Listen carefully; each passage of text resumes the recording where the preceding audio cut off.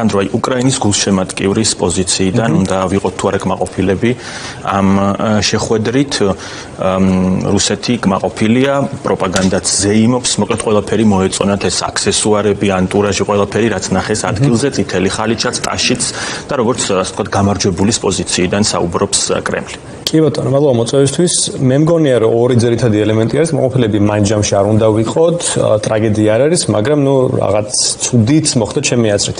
ერთი არის მორალური კომპონენტი, რომელიც ახსნით წითელი ხალიჩა, დახვედრა რომ იზოლაციიდან გამოდის პუტინი, ეს გასაგებია რაღაც მორალურ უპირატესობას მათ აძლევს და გაახარებს, მაგრამ პრინციპული მნიშვნელობით ეს არ არის. ეს არ გადაწყვეტს ბრძოლის ველზე რა მოხდება, ან იმას თუ როგორ ჩაევლის უკრაინის ბედი მომდევნო წლებში. ეს არაა მთავარი. უფრო მნიშვნელოვანი არის, რომ პუტინი ამით ახლა დროს წელავს. პუტინის მიზანი რა იყო ამ შეხვედრაზე? უნდა რომ დაბრუნებულიყო აი ეს რაც 5 თვის წინანდელი სტატუს quo. როცა გვახსოვს რომ აი ზელენსკის და ტრამპის ცნობილი შეხვედრა რო იყო, რომ რაცა ხმეთზე ჩხუბდნენ და მე ამერიკამ შეწყვიტა ირაყის მიწოდება და დაზვერვის მიწოდება, აი ამის აღდგენა იქნებოდა პუტინისთვის დიალოგი. და ახალ სიტუაციაც დგებოდა, როცა ტრამპი უკვე ინდუეთს უწესებდა ტარიფებს და ეუბნებოდა რომ აღარ იყიდო ნავთობი რუსეთისგან, ეს პუტინისთვის მიუღებელი იყო. უნდა რომ სტატუს quo შეეცვალა.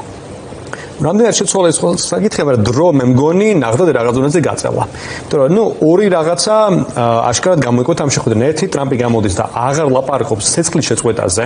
რაც უფრო სწრაფად მიღწევადი არის, ხო გვესმის? ეხლა ლაპარაკობს რომ პირდაპირ სამშვიდობო ხელშეკრულება. ამას ბევრად მეტი დრო სჭირდება და პუტინს ეს აწყობს რა, რომ რაღაცა ისეთ ზელაპარაკონ, რასაც დაჭირდება თვეები, ან შეიძლება წელიწადიც რომ რაღაც მოილაპარაკონ, ხო? ყველანაირად მას ეს უნდა ზუსტად, რომ ამერიკამ არ დაესკალიროს სიტუაცია დიდი ხნის განმავლობაში. ეს ერთი. მეორე, როცა ეს გამოდის და იძახის, რომ აი ახლა ზელენსკიზე არის რომ დადოს მას შეთანხმება. ეს ტრამპმა განაცხადა შეხვედრის შემდეგ. კი ბატონო, Fox News-თან ესეც, კი, ანუ ესეც იმაზე მიუთითებს, რომ აი პუტინს რა უნდა და პუტინს უნდა რომ დაიდო იქ რაღაცა შეთავაზება, რომელსაც მიიდან და ტრამპი ზელენსკისთან და ზელენსკი იყო და უარს. რომელიც ზელენსკი გამოსულიყო როგორც ეს უარყოფითი პერსონაჟი, რომელიც უარს ამ მშვიდობაზე. პუტინის მხრიდან ეს შეთანხმება რა იყო? ალბათ მან რაც ახლა მედიიდან გავიგეთ, იყო რომ თქვა, მე გავალ სუმიდან, გავალ ხარკივიდან, სამაგროდ ზელენსკი უნდა გავიდეს, უკრაინა უნდა დატოვოს თლიანად დონბასის რეგიონი. გასაგებია ამაზე თანხმობა ზელენსკი ვერ მისცემდა ვერანაირად კანონს ეწინააღმდეგება, უბრძოლო ტერიტორიას ვერ დათმობდა, ამას ვერც ერთი უკრაინელი ლიდერი ვერ იზამს, ხო გვესმის? ანუ ეს ამ მიზანი რომ უარი თქვა ზელენსკიმ და მე გამოიყვანოს ის ცუდ პერსონაჟად. ნაწილობრივ მე მგონი დროის გაწევის ხალხით შედეგი დადო პუტინმა. ეს არის აქ მე მგონი მთავარი უარყოფითი მომენტი. გიორგი, როდის უნდა ველოდოთ პრინციპულ გადაწყვეტილებებს, რაღაც სიღრმისეულ ნაბიჯებს ამ მიმართულებით, როდესაც თქვა ორშაბათს გაიმართება შეხვედრა და შემდგომ როგორც ჩანს დონალდ ტრამპს აქვს ძალიან დიდი სურვილი რომ სამხრივი შეხვედრაც გაიმართოს. დიახ, ცოტა საკმაოდ თული კითხვა ეს როდის შეიძლება ეს მოხდეს. უბრალოდ პროცესს რო დავაკვირდეთ, იგივე ტრამპის გააქტიურება სანქციების თვალსაზრისით იქნებოდა ეს თუ იარაღის მიცემის თვალსაზრისით, ჩემი აზრით გამოხატავს იმას, რომ ამერიკა რეალურად არის დაინტერესებული რაღაცნაირად მიღწეული იქნეს ისეთი შეთანხმება, რაც ამერიკისთვის არის ხელსაყრელი და უკრაინისთვის ამასთან ერთად. იმიტომ რომ ამერიკას არ შეუძლია ახლა რომ უკრაინის ინტერესები დააზარალოს, ტრამპს ძალიანაც რომ უნდოდეს ეს ასე ვერ მოხდება, იმიტომ რომ ძალიან ბევრი ინტერესია. პუტინის მცდელობა სანდროს დავეთანხმება იმ კუთხით, რომ დროის გაწელვას ცდილობს და ის კიდევ ერთ რამეს ცდილობდა, რომ რაღაცნაირად გაეხლიჩა ევროკავშირის და მათ შორის ნატოს ევროპელი მოკავშირეების და ეს უკრაინის საკითხი ერთმანეთისგან, თუმცა ჩვენ ნახეთ, რომ ბოლო თვეებში ეს სრულად პირიქით მოხდა, უკრაინასთან მიმართებით ეს საკითხები შეჯერებულია და თუ რამეზე დაობენ ახლა ევროკავშირის ნატოს ევროპელი მოკავშირეები და შეერთებული შტატები, ეს არის თუ რამდენი უნდა გადაიხადოს ევროპამ სამხედრო შეიარაღებისთვის, რაც მე მგონი პირიქით პოზიტიური მომენტი არის, ვიდრე ნეგატიური. ასე რომ პუტინის ეს გეგმა, რომ როგორღაც ეს დაგსაქსვა გამოიწვია, ჩემს აზრით ჩაშლილი არის. თუმცა მან კიდევ ერთი საკითხი, ასაც ყურადღება უნდა გავამახვილოთ, ზოგადად შეერთებულ შტატებს, რომელიც ინდოეთს დაუპირისპირდა ბოლო პერიოდში, აი ამ ნავთობის შეძენიდან გამომდინარე, მე ვფიქრობ, რომ ეს არ არის კომფორტული მდგომარეობა ამერიკისთვის, იმიტომ რომ ინდოეთი მნიშვნელოვანი აქტორი არის ჩინეთის დასაბალანსებლად, რაც მთავარ მოწინააღმდეგედ მიაჩნია შეერთებულ შტატებს და თუ ესეთი მკვეთრი იქნება, ვთქვათ, ინდოეთთან დაპირისპირება, საბოლოო ჯამში ეს ამერიკის ინტერესების საწინააღმდეგოა. ამდენად ეხლა ეს ინდოეთის მიმართ ტარიფები, ჩემი აზრით, ეს შეხვედრა იმის გამომდინებაც იყო, რომ ესე არ გადაწყდეს ყველაფერი ინდოეთს ამერიკის მხრიდან და რაღაცნაირად ტრამპმა მოლაპარაკებითაც მიაღწიოს გარკვეულ შედეგებს. მაგრამ ჩვენ როგორც ვნახეთ, ჩემი აზრით, ყოველ შემთხვევაში პუტინს ეხლა გარკვეული შიდა აქტორებიდან გამომდინარეც ალბათ არ ვიცი არ შეუძლია რომ ომი დაამთავროს, იმიტომ რომ როგორც ჩანს იქ არის ისეთი ინტერესები და მას არ შეუძლია გაყიდვა დღევანდელი მდგომარეობის როგორც გამარჯვებული მდგომარეობის. ასე რომ მას სურს ეხლა კონფლიქტის მაქსიმალურად გაწელვა და მე მგონია რომ ეს მისთვის ხელსაყრელი როგორც ესეთი ნაკლებად იქნება გზელოდიან თვალსაზრისით, იმიტომ რომ გზელოდიანი მიმართულებით იგივე ევროპის ჩართულობა და სამხედრო გააქტიურება და ამერიკის პირობები მე მაინც მოვიყვანეთ მაგალითს ჩემს პირიქით უკრაინის სასარგებლოდ მეტყველებს, იმიტომ რომ უფრო მარტივი იქნება შორეულ პერსპექტივაში რუსეთთან დაპირისპირება, მაგრამ აი დღეს რაც თქვა მაგალითად რაიან მესტმა, რომელიც არის ქვედა პალატის საგარეო ურთიერთობების კომიტეტის ხელმძღვანელი რესპუბლიკელი, მან განაცხადა, რომ ის ერთგვარი სიმბოლური მახასიათებლები, რაც მოხდა ამ სტელსების და F-22-ების შორის პუტინის გატარებით, ეს არის იმის გამოვლენა, რომ თუ ჩვენ თუ ვერ მივაღწევთ შეთანხმებას და პუტინი არ დათანხმდება შეთანხმებაზე, ჩვენ გავააქტიურებთ მაქსიმალურ სამხედრო დახმარებას, რომელიც მიწვდება პეტერბურგს, მოსკოვს და რუსეთის სამხედრო და ნავთობის ბაზებს, ესე ვთქვათ. ასე რომ შეიძლება ეს ამასაც გადაითარგმნოს სამალოდ თუ რუსები არ იქნებიან ზავზე თანახმა. აი გიორგი, რაზეც შენ საუბრობ, ვკითხულობდი ლინცი გრემის განცხადებას, რომ მოკლედ ამ სანქციების პოლიტიკას კიდევ უფრო გავააქტიურებს, თუ ნახავთ რომ პუტინი არ მიდის დათმობებზე. ძალიან ბევრი დრო ხომ არ მიცეს ამ თარიღების დასახელება 10 დღე, 2 კვირა და აი რაღაცა ასე ვთქვათ დაკარგა ძალაც აი ამ მუქარამ თუ დაპირებამ რომ კაცრად გიპასუხა. არა, ჩემს ძალ არ დაუკარგავს ამ, იმიტომ რომ რეალურად ინდოეთის მიმართ ტარიფები 50%-ზე უკვე ასულია ამ ნავთობთან დაკავშირებით 2 კვირის წინ უკვე გამოაცხადეს, მაგრამ იქ საუბარი იყო 100%-იანზე და იქ უკვე კანონზე, როგორც ისეთი და არა მხოლოდ პრეზიდენტის მხრიდან ტარიფის დადებაზე. ასე რომ ეს ამ ძალ არ დაუკარგავს, მაგრამ კიდევ მეორე ეხლა ტრამპი და რესპუბლიკელების ილობენ რომ ძალიან არ შეასკნენ ინდოეთს, რადგან ის კიდევ ჭირდებათ და თუ დააკვირდებოდით ინდოეთის საკითხს, მაგრამ რომელიც რუსულ ნავთობს ყიდულობს და ამდიდრებს ხო რუსეთს. იქ ინდოეთის შიგნით საკმაოდ ნეგატიური განწყობი გამოვიდა ამერიკის წინააღმდეგ, იქ BRICS-ზე დაიწყო ლაპარაკი, რაღაც დედოლარიზაციაზე, რაც ძალიან მოუხერხებელი პოზიცია არის ამერიკისთვის. ასე რომ მე მგონია რომ ეს უფრო სამხედრო საკითხზე გადავა და როგორც ამ მესტმა განაცხადა, ევროპელი მოკავშირეების იქნება მიწოდებული ისეთი იარაღი, რომელიც მიაღწევს რუსეთის ქალაქებს და მე ეს გადაეცემა უკრაინას. ესეთ გაგრძელებას ხედავ მე ამ მიმართულებით. აი სანდრო, თქვენ თავადაც ახსენეთ დონალდ ტრამპის ინტერვიუ Fox News-თან, რომლის აი ეს ნაწილი, სადაც ის საუბრობდა ზელენსკის და ზოგადად უკრაინის პასუხისმგებლობაზე, მაინც იქნა აღქმული როგორც გზავნილი, რომ მთელი დაწოლა მიდის კიევზე. მოკლედ შეგვიძლია ვთქვათ, რომ ვაშინგტონი იცავს ისევ უკრაინის ინტერესებს, მიუხედავად იმისა, რომ ფორმატი არ იყო პირველივე სამხრივი და იქ არც ევროპელები არ ისხდნენ მაგიდასთან. არა, კი უკრაინის ინტერესებს მაინც იცავს, ახლა ჩვენ არ უნდა შევხედოთ განცხადებებს ესე სერიოზულად, მას უმეტეს როცა ლაპარაკობთ ტრამპზე, რომელიც ერთ დღეს ერთ სამას, მეორე დღეს მეორეს. უნდა შევხედოთ ქმედებებს. ამერიკა აგრძელებს ახლა უკრაინის მომარაგებას, აგრძელებს რომ მიაწოდოს დაზვერვის სადაზვერვო ინფორმაცია და აპირებს რომ მიყიდოს ევროპას იარაღი, რომელიც გადასცემს ისე უკრაინას. ეს არის პრინციპული მნიშვნელობის. ის რომ შენ ასევე ინდოეთს გაქვს ეს ტარიფები, რომელიც როგორც გიორგი მახსენა არ უნდათ რომ გქონდეთ, მაგრამ ამ საკითხის გამო აქვთ, ისე იმაზე მიუთითებს, რომ აქვთ რაღაც უკრაინის ინტერესები აინტერესებთ. იდენტური არ არის ამერიკის და უკრაინის ინტერესები, როგორც არც ერთი ორი სახელმწიფოსი არ არის, გასაგებია. ტრამპს სურს რომ კონფლიქტის მალე დასრულდეს, უკრაინას სურს რომ დასრულდეს მაქსიმუმ აი ამ არსებულ ხაზებზე, მაგრამ რაღაც ქმედებები ვხედავთ, რომ ამერიკას მაინც ანაღულებს რაღაც უკრაინის ბედი. თორემ მაშინ არ დაეხმარებოდა. რატომ უნდა ხარჯო ფული ქვეყანაზე, რომელიც არ განაღლებს, ხო? და მარტივად რომ ვთქვათ. ჩვენ ბუნებრივი არ ვიცით, ეს კონკრეტული განცხადებები, რომელიც ამ შეხვედრაზე გაკეთდა, როგორი იყო იქ ვთქვათ რიტორიკა, ტონი, მაგრამ რას გვეუბნება ტრამპის განცხადება მის მოწყვლადობასთან დაკავშირებით, როდესაც მან თქვა, რომ პუტინმა მითხრა, რომ 2020-ში მოკეთ არ წაგიგია შენ არჩევნებიო, რასაც ძალიან ხშირად იმეორებდნენ ადრე, რესპუბლიკელები დღესაც ამტკიცებენ და რაღაც კონსპირაციის სახე აქვს მიღებული. მოკლედ რაღაც გული მოიგო მინიმუმ ამ განცხადებით, ხო? კი, ანუ ახლა ტრამპს უყვარს ხოლმე როცა ამას ეუბნებიან ძალიან, ასე უყვარს როცა ეუბნებიან რომ შენ რო ყოფილიყო პრეზიდენტი ომი არ დაიწყებოდაო. მაგრამ ისე ანუ ძალიან მთხოვნ უნდა ვიყოთ ამერიკის პოლიტიკის შეფასების დროს, მით უმეტეს ტრამპის პირობებში. ტრამპს ძალიან უყვარს ადამიანებზე თქვა რომ ჩემ მეგობარია, რა კარგი რაღაცა მითხრა, ასე შემდეგ და მეორე დღე შემოტრიალება და საწინააღმდეგო გაკეთება. მთხოვნ უნდა ვიყოთ. ისე შეიძლება რაღაც ხალხაზრისით მიემეტი ადამიანს აბაშტება დაგვიტოვოს, მაგრამ თან ლაპარაკობ რაღაცა ნიუ-იორკის მილიარდერზე, რომელიც წელიწად ცხოვრება ხანვის ართმევს ფულს, ხალხის ართმევს ფულს. აი ცოტა სკეპტიკურად უნდა შევხედოთ რა, ნებისმიერ განცხადებას ვერ გაიგებ ტრამპის თქმის ზუსტად რა ხდება. მე ისევ იმავზე კონცენტრირდებოდი, რომ კი, რაღაც განცხადებები შეიძლება ცუდი, მაგრამ პრინციპული მნიშვნელობის არის, რომ დრო არ გაიწელოს. აი, მოდი დავამატებ ერთი პრაქტიკული რაღაცა, მე მგონია ყურადღება უნდა მივაქციოთ, იმიტომ რომ ჩვენ ვახსენეთ რომ არაფერი არ მოხდა, თალ ესე არ არის. თუ აი რამდენიმე თვის წინ რუსების მოთხოვნა იყო რომ 4-ვე ობლასტი უნდა დათმოს უკრაინამ თუ უნდათ რომ ცეცხლი შეწყვეტეს. ხო? ახლა ამას აღარ ითხოვენ. ახლა ითხოვენ რომ დონბასი დატოვოს უკრაინამ. ანუ რაც აქამდე მათთვის პრინციპული იყო და ეს ტერიტორიის ანექსია მოხდა და ეს რუსული ტერიტორია ამას რომ იძახდნენ, უცებ ამაზე უკან დაიხიეს, როგორც კი ამერიკამ ბერკეტების გამოყენება დაიწყო ამ შემთხვევაში ინდოეთის გავლით, ხო?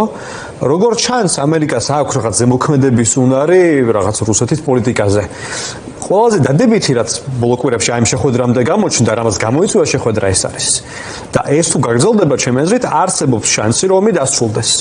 მაგრამ ნუ თუ ისე დრო გაიწელა და იმას ველაპარაკებთ რომ 2 კვირა, 3 კვირა და 4 კვირა, მაშინ არ მომეწონება რაც მოხდება. კი ბატონო. გიორგი, ჩვენ საუბრობდით რეაქციებზე მოსკოვიდან ძირითადად მოკლედ პროპაგანდაზე დაყრდნობით. აქ აი რუსული პროპაგანდის ფილიალებით ძალიან მაყოფილები არიან მოკლედ პროპაგანდისტული მედია, ქართული ოცნება რაღაც შემოგთავაზეს აი დეზინფორმაციის კიდევ ერთი ნაწილი, რომ დადასტურდაო ითხოვდნენ ჩვენგან ომში ჩართვას, იმიტომ რომ ეს არის რეალურად ბრძოლა რუსეთსა და დასავლეთს შორის. აი, რა შეგვიძლია ვთქვათ ამ ნაწილში და აი ამ შეხვედრას ასახელებენ როგორც ერთ-ერთ, ასე ვთქვათ, ილუსტრაციას და ინდიკატორს, რომ ეს ნამდვილად ასე იყო.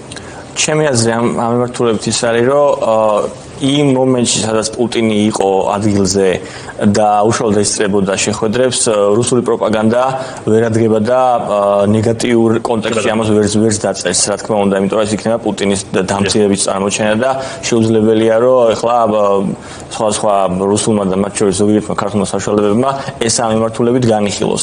ჩვენ ასე უნდა შევხედოთ ეხლა თორე.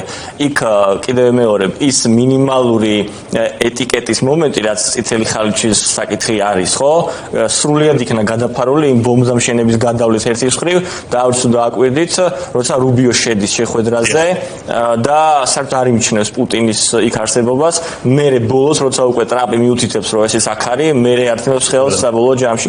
ასე რომ მე ესე მგონია, რომ იქ ყველაფერი კარგად იცის თუ ვინ არის და რისთვის არიან ჩამოსულები, ისიც კარგად იციან თუ რა სახის მოწინააღმდეგეებიან ერთმანეთის, ლავროვის ამ რა ქვია, საბჭოთა კავშირის მაისურის გამოჩენა ეს კიდევ ერთხელ დაადასტურა.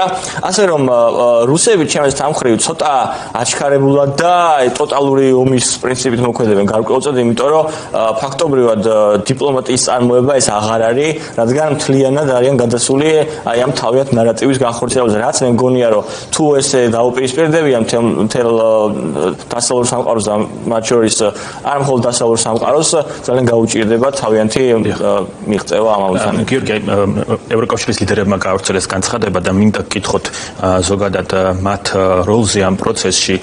ის რომ ახლა ვთქვათ არისხდნენ მაგიდასთან, მაგრამ დასრულების შემდგომ გააცნო მოკლედ კონკრეტული გზავნილები. ეს უნდა აღვიქვათ როგორც ერთგვარი ვთქვათ სტრატეგია ტრამპის და არ გამოვრიცხოთ, რომ საერთოდ ვერ ხედავს მოკლედ ამ პროცესში როგორც მნიშვნელოვან აქტორებს. რა თქმა უნდა ხედავს მნიშვნელოვან აქტორებს, სულ ცოტა ამიტომ ხედავს, რომ ახლა ეს მერკანტილური ინტერესებზე გამომდინარე, რომ ამერიკული არ არის მიყიდვა და ევროკავშირის და ასე შემდეგ, მაგრამ ამასაც რომ თავი დავანებოთ, ახლა მე ამ შეხვედრას აღვიქვამ როგორც ტრამპს როგორც ამერიკის პრეზიდენტს ამ შემთხვევაში ზღვაში როგორც ერთადერთ ლიდერს, რომელიც შეეძლო ეს ამ შეხვედრაზე წამოყვანა. ახლა პუტინი ისე უყურებს მე მგონი ამ პროცესებს, რომ ის რაღაცა თავის წონად აღარ აღიქვამს ზოგიერთ ევროპელ ლიდერს. მე ესე მგონია და ტრამპთან შეხვედრა სწორედ იმას მიუთითებს, რომ მას აიძულეს, რომ ეს შეხვედრა გაემართა.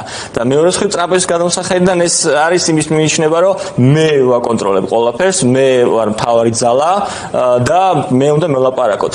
და ის ჟესტი საბოლოო ჯამში, რომ მე ამ ყველაფერს გააცნობს ევროკავშირის ლიდერებს და მათ შორის უკრაინას, რა თქმა უნდა, ეს მხოლოდ პოზიტიურია იმ მიმართულებით, რომ ამერიკა ერთის მხრივ არ სურს და მეორე მხრივ ვერ გააკეთებს რეალურ შედეგებს ვერ მიაღწევს ევროპის ჩართულობის გარეშე. ასე რომ ჩემი მოლოდინი ნამდვილად არ არის ის, რომ რაღაცა ეს გახლეჩვას ექნება ადგილი უკრაინის ომთან დაკავშირებით. რა ძალიან სურს მოსკოვს, რომ ასეთი იყოს ეს მოცემულობა. სანდრო, როგორ უნდა აღვიქვათ ეს დეტალი ლუკაშენკოსთან სატელეფონო ზარი, როდესაც ის მიფრინავდა მოკლედ ამ შეხვედრაზე, უაღრესად პატივცემული პრეზიდენტი, ვარც ვიცი ბოლოს რომელმა დასავლელმა ლიდერმა უწოდა ლუკაშენკოს პრეზიდენტი, ვიცით ზოგადად როგორ ინარჩუნებს ის ამ თანამდებობას, ხომ? აი კი ბატონო, ტრამპს ესეთი განცხადებები ყველაზე უყვარს, ანუ ყველაზე ცნობილი ხო არის, მე მგონი კიმ ჩენ ინზე, როცა ერთ დღეს Twitter-ზე წერდა კიმ ჩენ ინზე, რომ რატო მაკრიტიკებს ის მე ხომ მას უკანს არ ვეძახიო და მეორე დღეს გამოვიდა, თქო რომ ჩემი მეგობარი არისო. ანუ ესე ლუკაშენკოზე როცა ამბობს, რომ ეს საპატიო ლიდერი, ასე შემდეგ უბრალოდ ტრამპს ესე საუბარი უყვარს ადამიანებზე და ეს ფილოსოფია აქვს, რომ რაღაცა მოლაპარაკებს აწარმოებს, მეგობრულად უნდა მოეპყროს. ყველასთან ეს დამოკიდებულება აქვს. ახლა რაღაცა მორალური ეფექტი გასაგები აქვს, რომ შენ სატელიტ ქვეყანას უკავშირდება და მოლაპარაკებს აწარმოებს მასთან, სანამ უნდა შეხვდეს და ნუ ცოტათი ამით პოტენცია თამაშება გასაგებია, მაგრამ ნუ საავადმყოფოდ ეს მაინც რაღაც იმ საქმეზე იყო, რაც გითხრა, რომ ნუ რაღაცა პატიმრების გასვლა იყო ეგ ძირითადი საკითხი, რაც განიხილეს. მაგრამ რაღაც დონეზე ალბათ უნდა გაუხარდეს, რომ ტრამპსაც რაღაც პუტინის ტუნი თამაში მოუნდა და რაღაცა განცხადებებზე მე შეუძლია მივხვდეთ, რომ ალბათ როცა კარგ რაღაცებს ამბობს პუტინზე, შეიძლება ამას აკეთებდეს და არ იყოს გულწრფელი. ამ ხრივ დადებითად შევაფასებდი.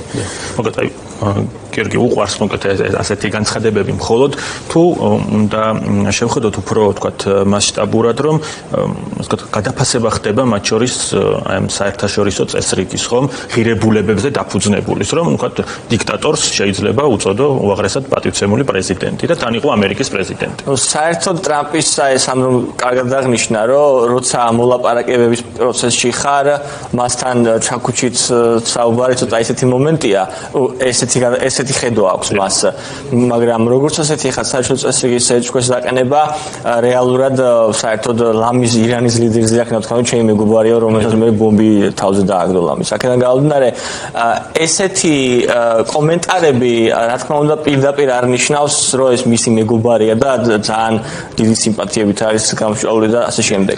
რამდენად დგება ამით საერთო წესრიგი ეჭვქვეშ და რამდენად იცვლება რამე, რა ვიცი. ზოგადად მე გულისხმობ რომ აი რაღაც ღირებულებებს, რომ ამერიკა იცავს სხვა ქვეყნებშიც დემოკრატიას, კანონის უზენაესობას, ადამიანის უფლებებს და უცბად ლუკაშენკო, რომელმაც სისხლში ჩაახშვა ეს გამოსვლები, მიიტაცა ძალაუფლება, აღმოჩნდა რაღაც კარგი დამერწმუნეთ თუ დადგება ეს საკითხი საქართველოს ეხლანდელ ელიტებთან საუბრის დროს შეიძლება მაშინაც იქნას ეს გამოყენებული, თუმცა ჩვენ მეორე მხარეს მოკლედ გაგრძელება ამ საკითხის, რომ თუ მოწონს თქვათ ლუკაშენკო რატო შეიძლება მოწონოს ივანიშვილი ნახეთ, ეს არის რეალობა. კი ბატონო. გუშინ წინ დადებული, მაგრამ საუბარი დეხლიბა. დავამატებ. ანუ აქ პრინციპული მომენტია, რომ ყოველთვის გააჩნია ვის ელაპარაკებდა, რამდენ მნიშვნელოვანი სახელმწიფოა, ხო?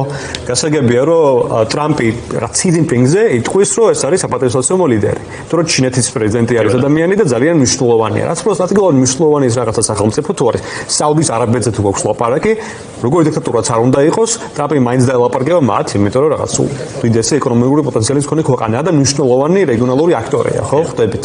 ანალოგიურად, როცა ქვეყანა შედეგად მნიშვნელოვანი ხდება, თუნდაც უკრაინის გამო, თუნდაც რუსეთის გამო, ტრამპი მათ უფრო რაღაც ჭყალებში მოწიწებით მოეპყრობა. ეხლა რო გადმოვიტანოთ ნებისმიერი სხვა ქვეყნის მაგაზინს, თუნდაც საქართველოს, თუ შენი სტრატეგიული მნიშვნელობა ძალიან დაბალია, მაშინ შენ ქვეყნებს დიქტატორებს ნაკლებად აიტანს ნებისმიერ ლიდერი, გინ ტრამპი, გინ ბაიდენი. მაგრამ თუ ძალიან მნიშვნელოვანი ხარ, ბაიდენიც აგიტანს და ტრამპიც. აი ესე უნდა შევხედოთ რა. ყოველთვის ესე იყო წასულშიც რაღაც უწევდათ ლიბერალური წესრიგის დამცველებს, რომ ეთანამშრომლობთ რაღაც საუდის არაბეთთან პირობითად. და ბოლოს ორივესთან მექნება ეს კითხვა, აი ბრძოლის ველზე არსებული ვითარება, რიტორიკა, რომელსაც ვისმენთ ტრამპისგან, პუტინისგან, ბუნებრივია პირველ რიგში ზელენსკისგან, რომელმაც საბოლოოდ უნდა მიიღოს გადაწყვეტილება, ხომ, უკრაინელი ხალხის სახელით, რა მოცემულობის პროგნოზირების საშუალებას გვაძლევს. აი, სადამდე შეიძლება მივიდეს ეს პროცესი, კონკრეტული ტერიტორიების გაცვლა, აი რა შეიძლება იყოს მოკლედ ის ნაბიჯი, რამაც შეწყვიტოს ეს ომი და ეს ძალიან მძიმე ვითარება უკრაინაში. მე არ მჯერამ ტერიტორიების გაცვლის, ანუ თეორიაში შეიძლება გითხრათ რაღაცა წარმოვიდგინოთ, მაგრამ არც ერთი უკრაინელი ლიდერი მაგაზე არ წავა, რომ უბრალოდ გამოვიდეს დონბასიდან. ეს მე გამორიცხული მგონია. ერთად მეორე ხა რაც უნდა რუსეთს არის რომ დაახლოებით ესე გაგრძელდეს სიტუაცია როგორც არის, ან კიდევ უფრო ან შეუმცირდეს უკრაინას დახმარება, მაგრამ идеალური ეს იქნებოდა და რომ რაღაც ოდესმე ფრონტის ხაზზე ჩამოიშალოს და წინ წავდნენ. ეს უნდა რუსეთს. რა არის კარგი და რეალისტური სცენარი, რომლის იმედით ჩვენ უნდა გქონდეს. კარგი და რეალისტური სცენარი არის, რომ ერთი ამერიკას დის რუსეთს ეკონომიკურ ზეწოლას, ერთი ინდოეთის გავლით, მეორე შეიძლება ჩინეთის გავლით, შეიძლება გავიდეს რაღაც ლინზეგრემის კამპროექტი, რომელიც ასევე გაამკაცრებდა ტარიფებს იმ ქვეყნებზე, რომლებიც ნავთობს ედლ რუსეთისგან, ეს ეკონომიკურ ზეწოლას დის, მეორე უნდა გაზარდოს აუცილებლად სამხედრო დახმარება უკრაინისთვის, რადგან დღეს რუსეთი მაინც მომდენიმე დღეში იყო კონცერტები, მაგრამ რუსეთი მაინც ნელა წინ მიიწევს.